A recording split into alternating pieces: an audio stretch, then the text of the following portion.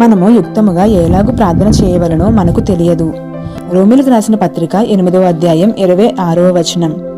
మన క్రైస్తవ అనుభవాల్లో మనకు ఎక్కువ సార్లు బోధపడినది ఏమిటంటే మన ప్రార్థనలకి జవాబు. మనం సహనం ఇమ్మని దేవుని ప్రార్థిస్తాము.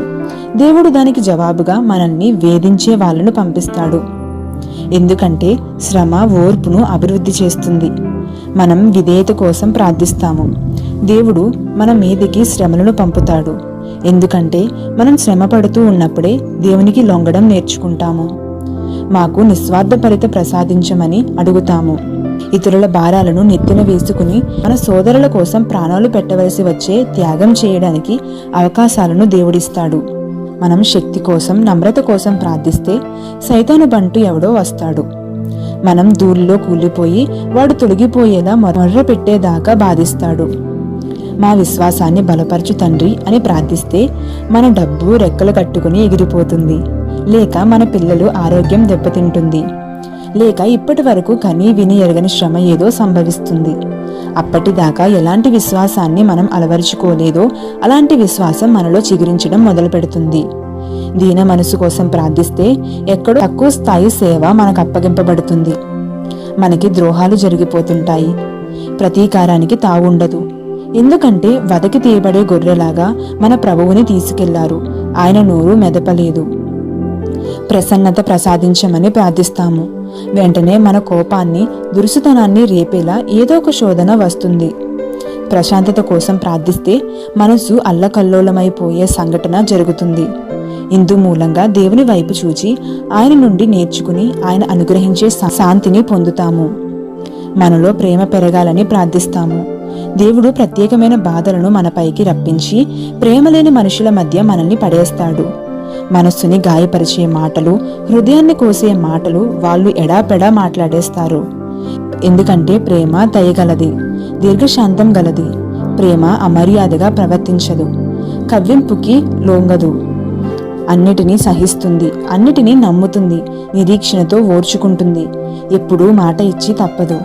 మనం యేసు పోలికగా మారాలని దేవుణ్ణి వేడుకుంటాము. సమాధానంగా శ్రమల కొలిమి పాలు చేయడానికి నిన్ను ఎన్నుకున్నాడు అని జవాబు వస్తుంది. నీ హృదయం భరించగలదా? నీ చేతులు బలంగా ఉంటాయా? వీటిని సహించడం నీకు చేతనవుతుందా?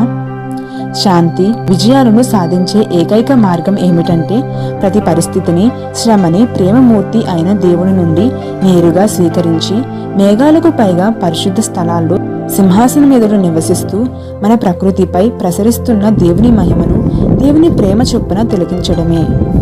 శక్తి నిమ్మని వేడుకుంటే కొంతకాలం అందరూ చెయ్యి విడిచి ఒంటరి చేశారు. హత్తుకున్న ప్రేమ గాయాలు చేసింది. ఆసరాలన్నీ వదిలించి కొట్టి వదిలేశాయి. నిస్త్రాణలలో, వణుకులో, ఒంటరితనంలో పరమతండ్రి హస్తాలు నన్నెత్తి పట్టాయి.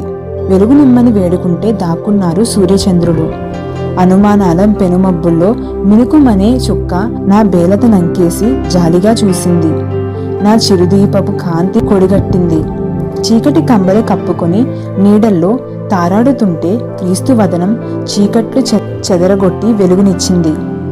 శాంతి నిమ్మని వేడుకుంటే విశ్రాంతికై అర్రులు చాస్తే బాధల చేదు మందు మృంగి కళ్ళు మూతలబడితే ఆకాశాలు ఏకమై పెనుగాలని పోగు చేశాయి. పగవారు కత్తులు నూరి సన్నద్ధులయ్యారు. పోరాటం రేగింది. పెను తుఫాను సాగింది. ప్రభువు మృదువైన స్వరము వినిపించి శాంతిని తెచ్చింది. ప్రభువు వందనాలు. నా బలహీన ప్రార్థనలు పరిగణించి నా విన్నపానికి భిన్నంగా దయచేసే జ్ఞానవంతుడవు. జవాబుగా ఇచ్చిన ఈవులే ఊహకి మించిన దీవెనలైనాయి. వరప్రదాత, నా ప్రతి ప్రార్థనకు నీ జ్ఞానం చొప్పున నీ సమృద్ధిలో నుండి నా మనసుకి పట్టని ఈవులు ప్రసాదించు.